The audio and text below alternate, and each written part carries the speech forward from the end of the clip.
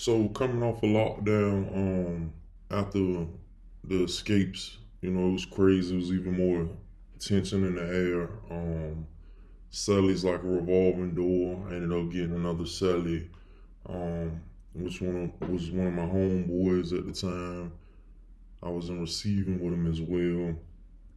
But he didn't last long either. He was fighting his case. He was deep into the legal work, but he got in an altercation over basketball. Ended up going to segregation after a fight. So I was kind of on some revolving door type stuff with the cell partners, either no celly or I would end up with one then to be a short span.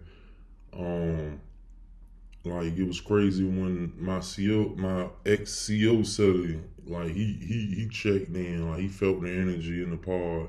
He knew that his past demons came to harm him. He checked in. So I'm witnessing this. I'm learning from this everything that's going on around me. I'm seeing how the culture is with the old heads, how, this happened, a decade ago, and they were still holding that inside, and they was willing to go to the end for the Conrad, who my cell partner, which was the XCO at the time, had assaulted brutally, from what I understand. But yeah, so I tried to, once I got out that rut, like, tried to get in a routine, then I fell into deep depression. I was suicidal, thought of ways I can make them take me out, you know, and just flirted with the different ideas, looking out that window on my bunk at that graveyard with that life sentences. In these years of 16, 17, 18, I'm still young, still very immature, still learning, but I'm having to learn like in a totally different way from those in my age bracket. But finally, like I've been said, guys in the pod, they was instrumental to helping me achieve my educational goals. I used to sit in my cell instead of play basketball or poker, watching my little 5-inch TV, going over math problems on the screen, or doing my problem solving, anger management, processing different goals, just different stuff they had you writing on and thinking about.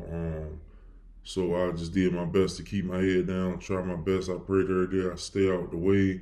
I still, the support system was getting thin. Letters would come through here and there, because it was my early years. So I did still have a few people there after that life sentence, but it wasn't many. And like I said, it's once a year type deal. You will hear from a whole family member or friend.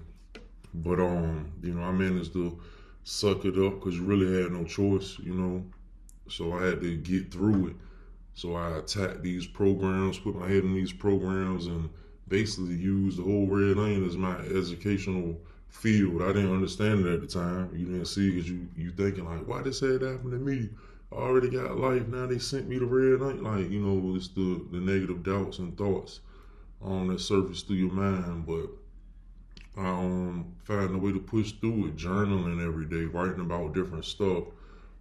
Even if I didn't have a notebook, I write on the back of request forms or medical forms or whatnot, to get my thoughts out. I just always been in a routine of writing no matter what, though. Um, when you're depressed, it's harder to write. It's harder to capture that time and essence and go deep within because your thoughts so negative. Like, well, for me at least, it was hard for me to focus. And then I had nobody to talk to about it, But I got through it. They came and got me out my cell one day, took me over to segregation. So now I'm like, whoa, what is going on? This is crazy. So yeah, they script searched me and everything, squatting, cough, looking at you butt naked, same routine. So that's what kind of threw me off. Is I'm like, whoa, they got me back in segregation, script searching and all that, locked in the shower with a cage on it or whatever for an hour or two, waiting. They keep telling me nothing. So I'm waiting. So I'm like, dang, what am I going to segregation for? It's crazy. So now anger inside. Next thing I know, a guy come in, dressed in different clothes, wasn't a CO. He introduced himself on, I think he was the assistant principal or something for the Department of Education. I don't know, the GED program. I don't know, pre-GED is what I was taking at the time.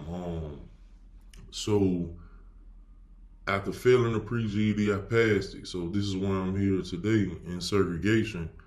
And COs escort me to a cell finally or whatever. I get to the cell, the slot drop.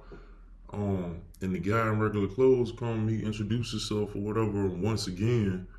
Um, but this time he handed me paperwork for me to fill out. And he was like, I'm here today to take the GED test, the real GED test. So I was like blown away. I thought I was going to segregation. Like, so he give me the paperwork to fill out, the little scantron, you know, he reading different things to me or whatever about the test. And he wished me luck and shut the slot. So I had to take my GED test in a cell in segregation with all the noise around me, all the craziness. And just the thought of going to segregation just throws your mind off. Anybody will tell you that, like, make you sick. Your stomach just turns like, oh, segregate the whole. Even though you're not showing it on the outside. So I ended up going in there. They gave me a time limit. I sat in there the whole time. Completed my test.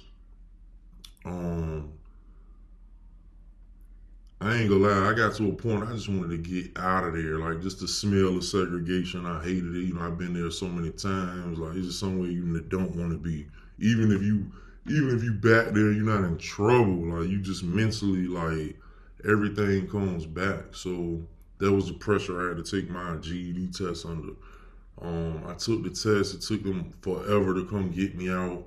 I wasn't a priority. Finally, they did come take me back to my cell or whatever.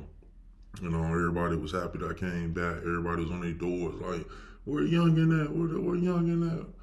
So the dudes that was helping me in the pod with my GED, with my educational classes, they was happy. They was like, "That's what's up. You took the test. You got it out the way. You passed it." I ain't feel like I passed it. Like, I don't know why I didn't, but yeah, that's how I took my GED. Red Onion had no regard for education, treatment. They could care less. It's punishment. That was a culture. Still is a culture today.